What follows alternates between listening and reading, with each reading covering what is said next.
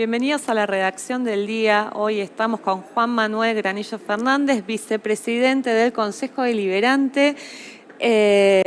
Bienvenido.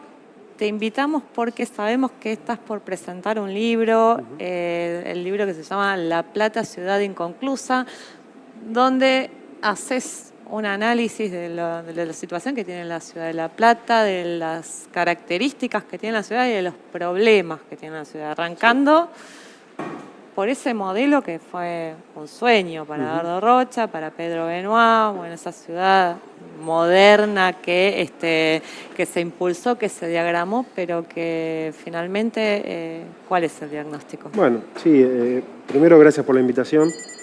Efectivamente, estoy por presentar el libro.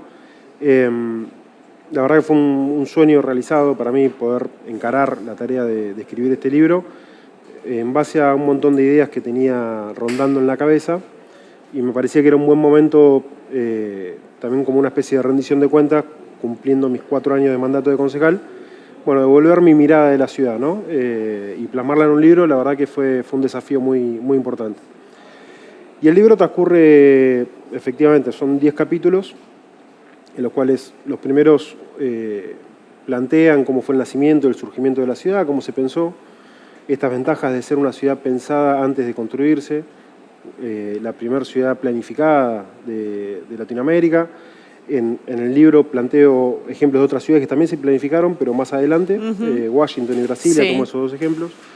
Pero bueno, digo, el transcurso de los años lo que hizo fue que ese plano perfecto, ese cuadrado perfecto, que fue la ciudad de La Plata como se diseñó, bueno, por el crecimiento demográfico y un montón de circunstancias, haga que hoy la realidad nos devuelva una mancha urbana completamente desorganizada y una serie de dificultades y problemáticas que conocemos todos los vecinos de la ciudad. Ahora decimos crecimiento demográfico y parece que fuese una persona a quien echarle la culpa de nuestros males, ¿no? Porque sí, el crecimiento demográfico tienen todas las ciudades y se esperaba también que esta ciudad tenga crecimiento demográfico. Ahora, sin embargo, ¿de qué manera es que creció la ciudad según lo que vos estudiaste y narrás en este libro? Mira, hay distintas instancias en la historia, ¿no?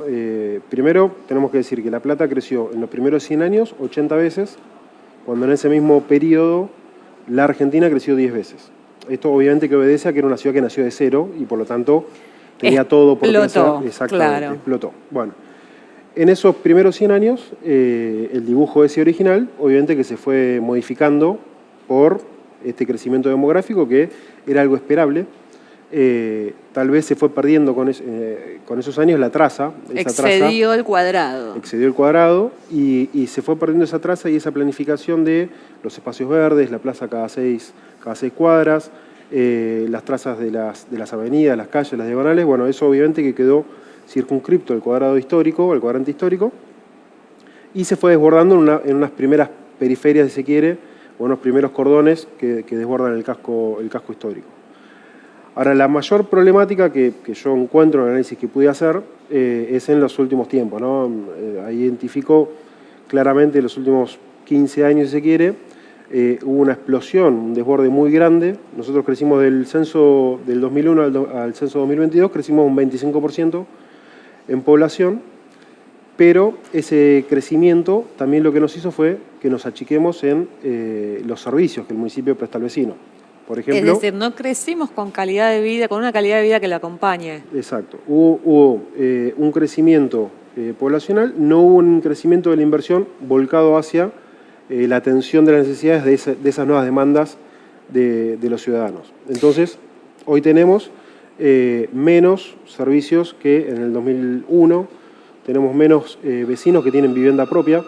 En el año 2001 teníamos cerca de un 76% de vecinos con vivienda propia, hoy estamos en el 63%, según el censo 2022. Del 76 al 63. Al 63% claro, de vecinos con vivienda propia. Okay. Y eso en un momento en el cual la ciudad vivió el boom inmobiliario, que fue después de la salida de la convertibilidad, esos años donde hubo mucha generación de inversión interna, mucho excedente y generación de inversión interna. Mucho se volcó a vivienda, fue un boom inmobiliario en la Argentina, en La Plata se vivió particularmente, pero eso no generó que tengamos más acceso a la vivienda, sino menos.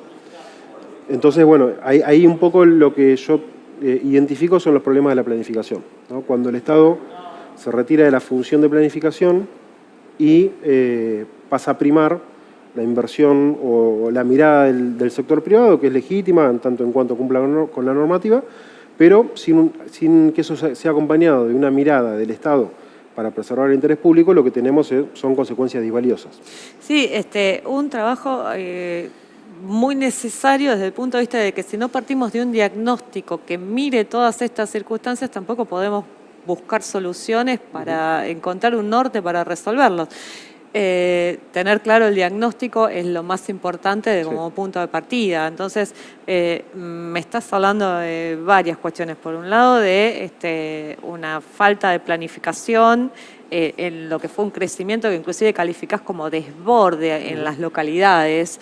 Pero también en una cuestión de una falta de infraestructura que no la acompañó. Y acá yo lo que te quería preguntar es, bueno, la provincia de Buenos Aires es una provincia que histórica y estructuralmente tiene un problema con la coparticipación. Hay una deuda entre lo que la provincia produce y lo que después recibe en términos de impuestos nacionales, ¿no? O sea, ese intercambio para la provincia es injusto. Es una provincia que, sobre todo en los grandes centros urbanos, tiene muchísimas deudas con la gente.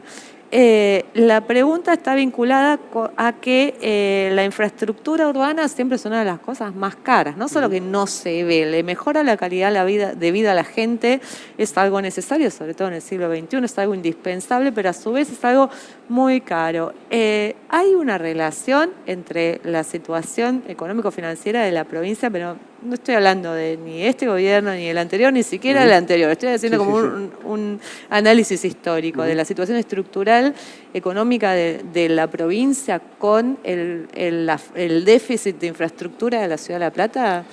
Obviamente que eso condiciona, ¿por qué? Porque la provincia con recursos limitados, hay un montón de obras de infraestructura que obviamente que el municipio no puede encarar. Claro, perdón, porque claro, el municipio ningún municipio puede afrontar obras de infraestructura de ese nivel. Hoy la provincia está haciendo la construcción de la planta potabilizadora en Punta Lara.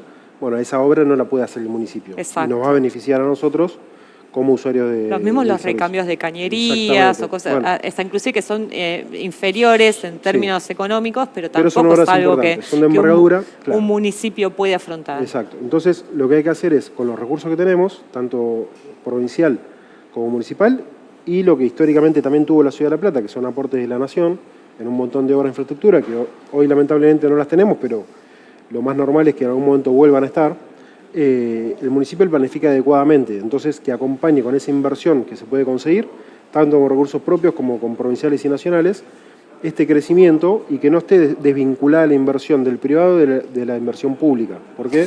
Porque, digamos, si no tenemos un diálogo constante entre el sector privado que quiere, digamos, desarrollar la ciudad en un aspecto o en un sentido, y el municipio que da luz verde pero hace inversiones en otro lado, bueno, esto nos queda desvinculado y el producto que tenemos es menos acceso a servicios, red de agua, cloaca, gas. Hay un capítulo en el que del libro, que bueno, acá lo tengo, la ciudad inconclusa, hay un capítulo del libro donde hablas de ese desenganche, ese desfase que hay entre casi un divorcio entre la inversión pública y la inversión privada, y me da como ejemplo lo que me estás explicando, el tema de la electrificación del Tren Roca, que se hizo fondos de organismos internacionales que en su momento fueron necesarios, por ejemplo, para poder electrificar la vía, la línea del Tren Roca, que realmente le cambió la conectividad a la Ciudad de La Plata. Fue una obra histórica, y otras como fue después de la gravísima inundación que tuvimos en 2013, las obras hidráulicas, inclusive el hormigonado del Arroyo del Gato, que se hicieron con fondos nacionales porque ni la provincia ni el municipio iban a poder afrontar ese tipo de gastos. Es decir, la necesidad de encontrar una forma tanto de organismos de financiación internacionales como privados, como nacionales y provinciales, para poder resolver una ciudad que pueda crecer acompasada con la calidad de vida que merece la gente. Totalmente. Ese es el modelo que tenemos que emplear.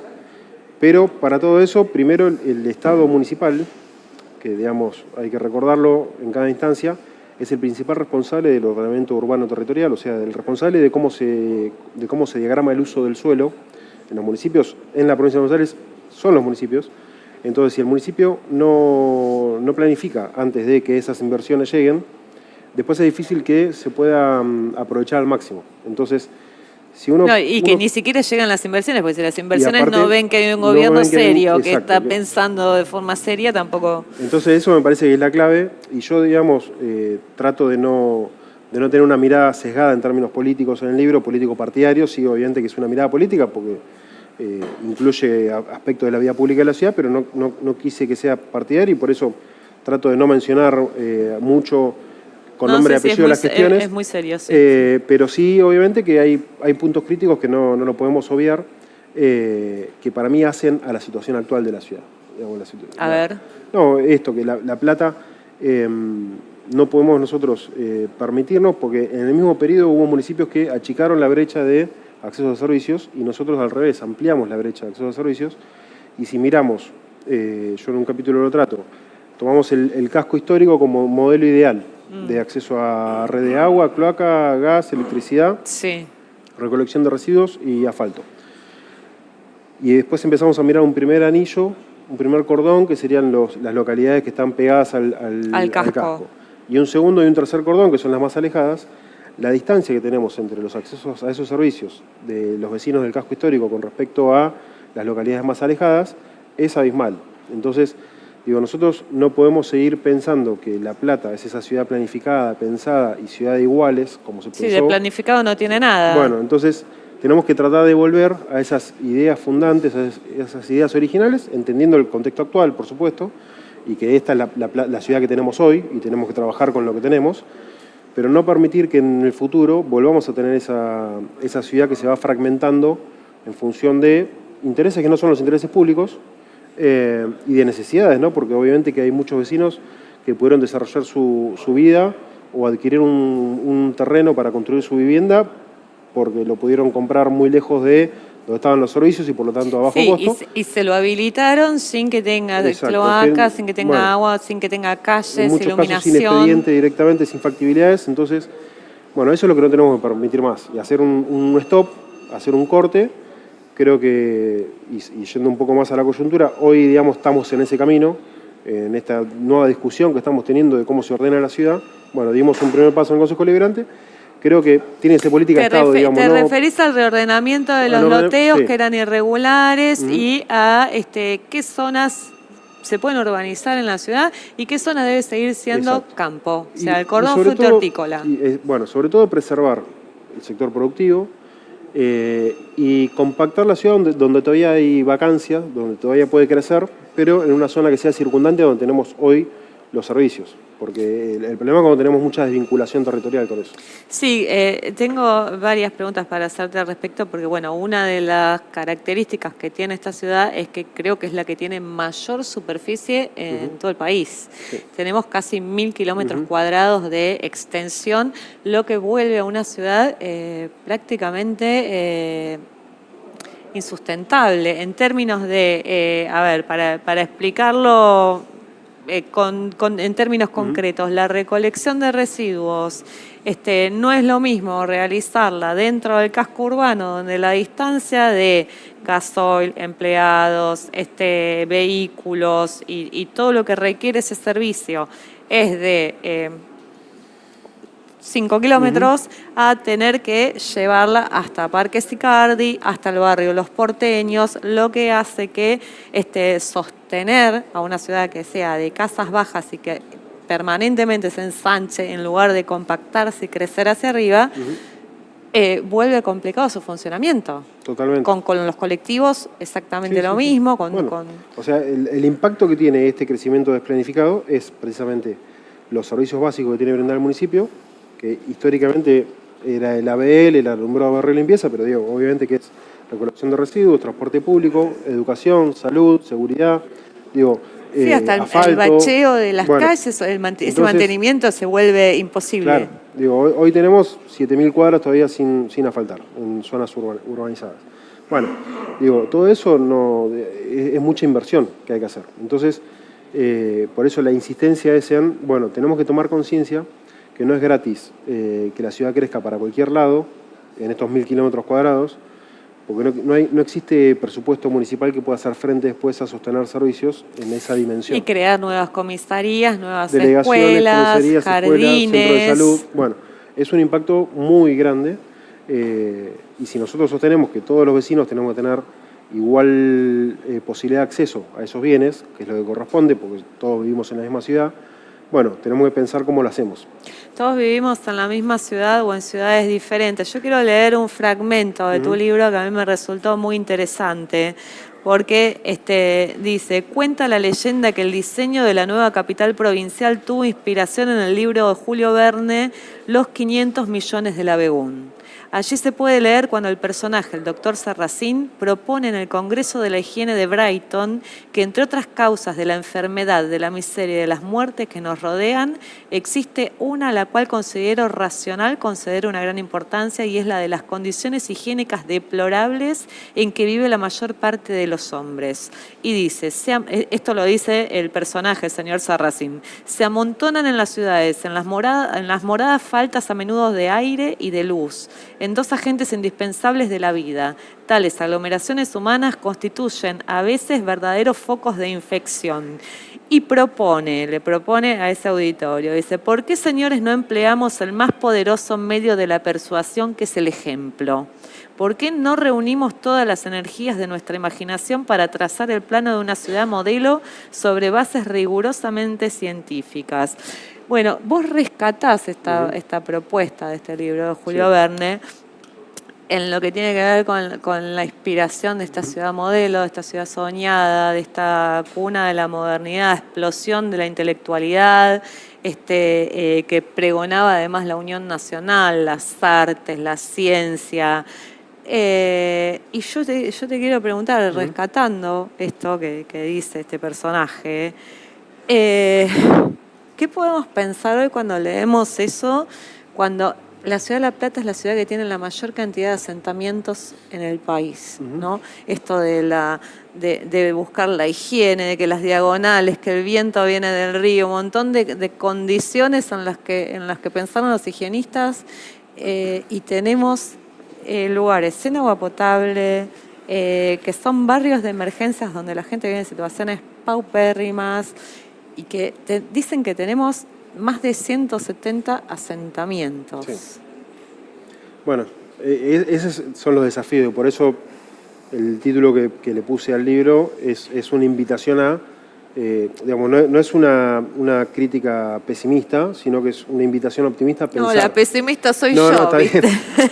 Obviamente que la mirada fría te devuelve pesimismo, pero digo, es una invitación a pensar cómo hacemos para volver a esos orígenes, a eso que se pensó en ese sentido de la ciudad de La Plata, y que nos va a llevar mucho tiempo volver a recuperar ese modelo higienista, en ese concepto, en esa concepción de esa época, pero digamos, una ciudad que sea vivible, podemos decir hoy, para todos, con condiciones de higiene, con condiciones de hábitat. Bueno, esto es tiempo, inversión y planificación, no hay otro modelo. No podemos seguir sosteniendo nosotros, tenemos esa dicotomía, ¿no? Yo tomo mucho algo de los informes del Observatorio de Análisis Territorial de la Facultad de Economía, que ellos plantean, ¿no?, el peso que tiene la economía y el conocimiento en la ciudad de La Plata. Y cómo tenemos esa dicotomía de ser la capital nacional de los asentamientos, o de las villas de asentamientos, y por otro lado ser una de las ciudades que tiene mayor caudal de aporte de la economía del conocimiento a su Producto Bruto local. Exacto, tenemos una de las universidades nacionales más prestigiosas del país, pero que sin embargo la tenemos en la ciudad de La Plata y a tantos chicos les queda tan lejos. Bueno, está bien, pero hay que trabajar en eso, hay que trabajar en la posibilidad de acceder.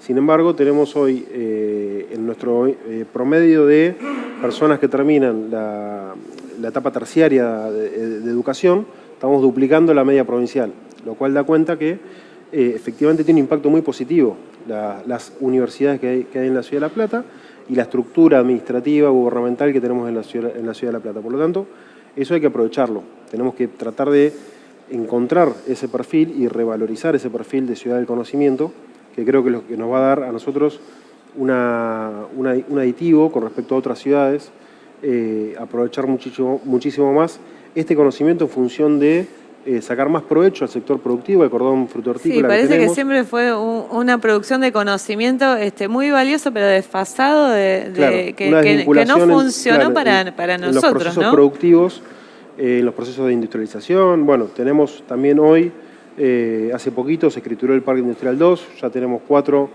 polos industriales en la zona oeste, tenemos el cordón fruto-hortícola. Digo, todo eso lo tenemos que preservar y eso también forma parte de la planificación, porque vimos cómo en los últimos tiempos la frontera productiva se iba corriendo y muchos se iban yendo para otro. Que además se trata de un parque industrial, el Parque Industrial 2 que queda en la Ruta 2, en un lugar estratégico. Total. Es un terreno monumental que además tiene, creo que cerca de 90 hectáreas, si no me equivoco, o más de 90 hectáreas, que fue comprado en el 2007 con la idea de, porque ya el Parque Industrial 1 quedaba chico, se necesitaba atraer nuevas inversiones, pero que sin embargo hasta este año no se había podido escriturar. Por lo tanto, de 2007 hasta hoy, sacame la cuenta, pasaron 17, 18 años. Se perdió una oportunidad fenomenal y vimos cómo, mientras tanto, crecía el Parque Industrial de Florencio Varela, el de Berazategui. Exactamente. Y nosotros nos quedamos ahí. Entonces, bueno, digo, eso es lo que tenemos que tener en cuenta, de no seguir perdiendo oportunidades como ciudad, porque, digamos, las oportunidades pasan, a veces las podés recuperar y otras veces no. Y trabajar en eso, en esto también está muy vinculado la nueva bajada de la 520, que conecta la autopista. Digo, hay que tener esa visión estratégica de decir, bueno, tenemos este sector productivo, bueno, ¿cómo lo vamos a vincular con una salida acorde a una producción que tiene que ir al resto del país? Bueno, realmente a mí el caso del Parque Industrial 2 es un caso que me indigna. Es un caso paradigmático. Es un caso paradigmático, vamos. Sí, era gestión, porque no se trataba ni de fondos. Me consta que hay varias empresas que estaban esperando ese trámite para poder radicarse, para poder venir a escriturar y instalar sus plantas en la ciudad de La Plata, generar empleo, generar producción, generar dinamismo, y estuvieron 18 años esperando porque no se tramitaba la escrituración. Eso yo no hay manera de que alguien me explique los motivos. Lo último que te quiero preguntar, Juan Manuel, tiene que ver con esta comparación que vos haces con 2 ciudades que, a diferencia de La Plata, sí están concluidas, que son Washington y Brasilia. ¿En qué se parecen a la ciudad de La Plata y en qué difieren? Bueno, Brasilia obviamente es una ciudad mucho más grande, tiene mucho más cantidad de habitantes, pero se pensó también como la capital nacional en ese caso, con un corredor de ciudad administrativa muy importante, con viviendas planificadas también para ocuparse, para que la ciudad se pueda ocupar. Tuvo un crecimiento espectacular en términos poblacionales, pero logró mantener los contornos, si bien tiene la caoticidad de las ciudades superpobladas, logró contener un poco ese desborde en cuanto a cómo se pensó y cómo se fue completando. Delimitó el área urbana, la blindó, dijo el área urbana es hasta acá. Exactamente. Washington, al contrario, es una ciudad que en población es más parecida a la nuestra.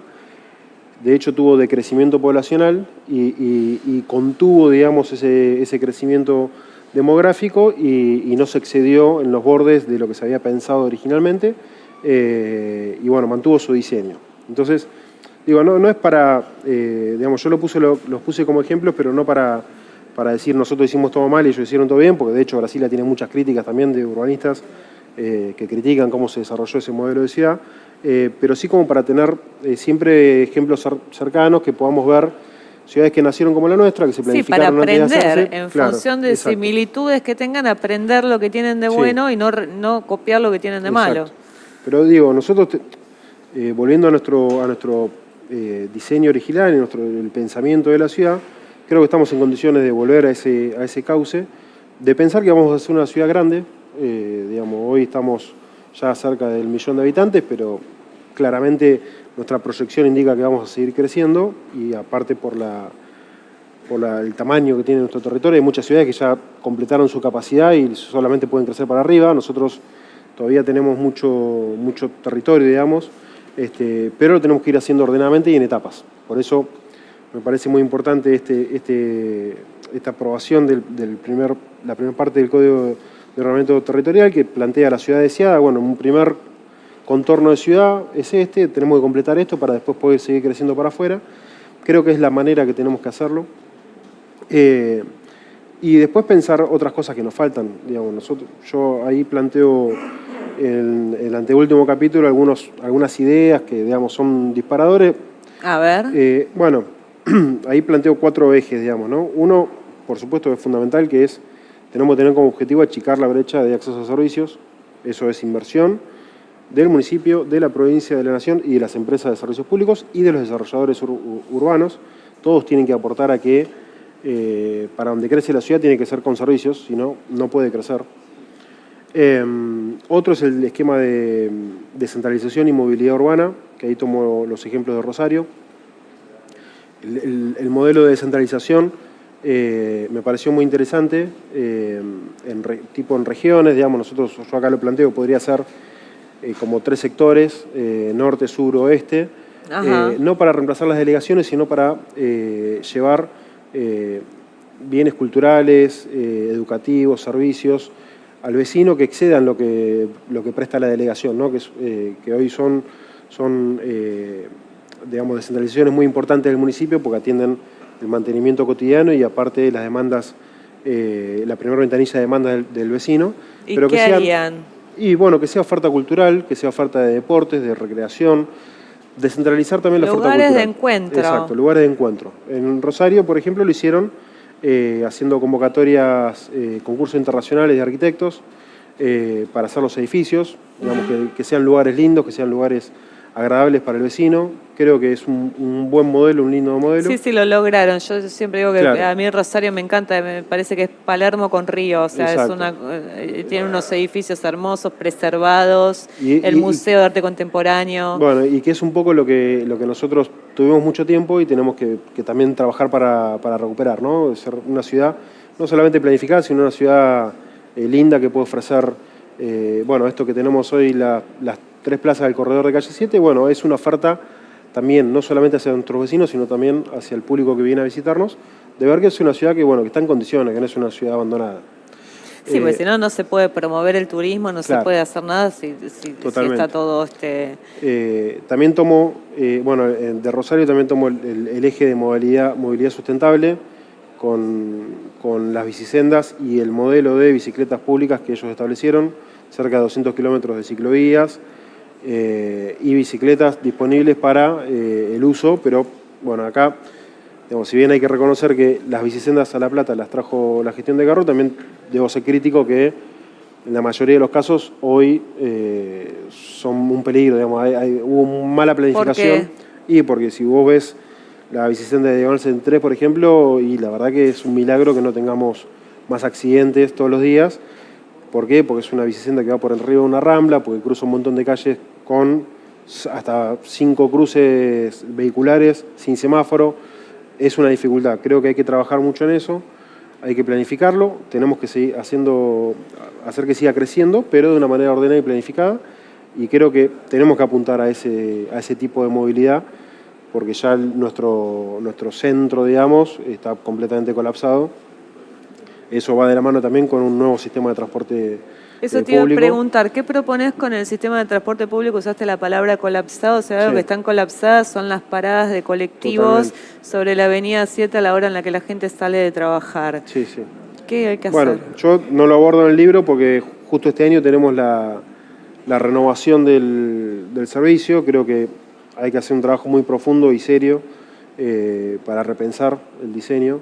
Ese sistema que tenemos hoy ya quedó viejo claramente porque la ciudad creció muchísimo y lo que tenemos son servicios ineficientes en muchos lados porque van colectivos que no tienen pasajeros y otros lados donde desbordan las paradas porque no abastece la frecuencia de los colectivos o los recorridos. Entonces, bueno, eso hay que pensarlo seriamente porque Si nosotros queremos desalentar, como siempre se intenta en las ciudades grandes, el uso del automóvil, bueno, tenemos Hay que ofrecer una alternativa. Tenemos que tener una oferta de transporte público adecuado, y creo que el esquema de la bicicenda podría ser complementario de eso y ayudar también a una movilidad sustentable.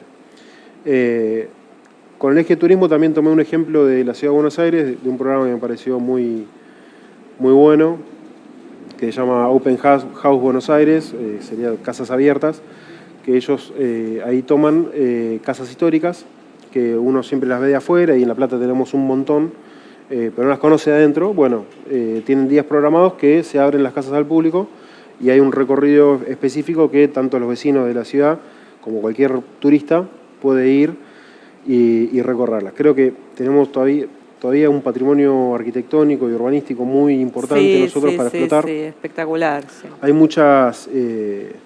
Casas Art Nouveau, Art Deco, bueno, hay barrios donde uno va caminando y va viendo. Y es espectacular, y de hecho nosotros como vecinos a veces nos perdemos en la cotidianidad, no le prestamos atención, y están ahí, y están para ser vistas y para ser visitadas. Hay mucho autogestivo hoy en la ciudad de esas casas históricas que se abren a la comunidad. Bueno, creo que el municipio podría ahí también trabajar en eso. Y bueno, después el eje de conectividad. Creo que nos falta bueno, el segundo anillo de la circunvalación, nos falta la calle 90, que nos conecte el puerto con Ruta 2. Nos falta terminar de conectar la ciudad en el eje norte-sur, porque ahí nos falta un montón. Y si recorremos esta ciudad que decimos de cerca de 1000 kilómetros cuadrados, si uno va de una punta a la otra, tarda cerca de 1 hora hoy en vehículo. Ajá, mira, no sabía, nunca hice un cálculo de ese tipo. Si te toca ir de Villa Lisa a Ignacio Correa, bueno, vas a tardar cerca de 1 hora en auto. Sí. Si vas en colectivo, bueno, ilimitado puede ser. Entonces, bueno... No, si voy en colectivo paso todo el día. Pasa todo el día. Llaman a que me busquen, Missing Children. Pero bueno, digo, tenemos que trabajar en esos ejes de conectividad que nos faltan, trabajar en la extensión del eje de la 52, que es el eje fundacional. Creo que tendría que seguir extendiéndose. Tenemos la 66, que es bastante nueva, que se extendió hasta Ruta 36. Se está haciendo la 60 ahora, bueno, la 520 con la conexión con la autopista. Se está avanzando, pero bueno, todavía nos falta un montón, y creo que es otro de los puntos que nos faltan como para seguir integrando esta ciudad que decimos una ciudad que nació planificada o compacta, y hoy es una ciudad que tiene varias ciudades dentro de una, porque cada una de las localidades tiene distintos indicadores con respecto a acceso a bienes, servicios y demás. Muchas gracias, Juan Manuel Granillo Fernández. Decime, ¿dónde se puede conseguir La Ciudad Inconclusa? Estamos por ahora en mis redes. Estamos tratando de acordarme de una librería, pero sí, de si tus me pueden redes. escribir, sí. Perfecto, bueno, entonces así estaremos haciendo. Igualmente yo me lo quedo. Por supuesto. Gracias por venir. Gracias, Laura.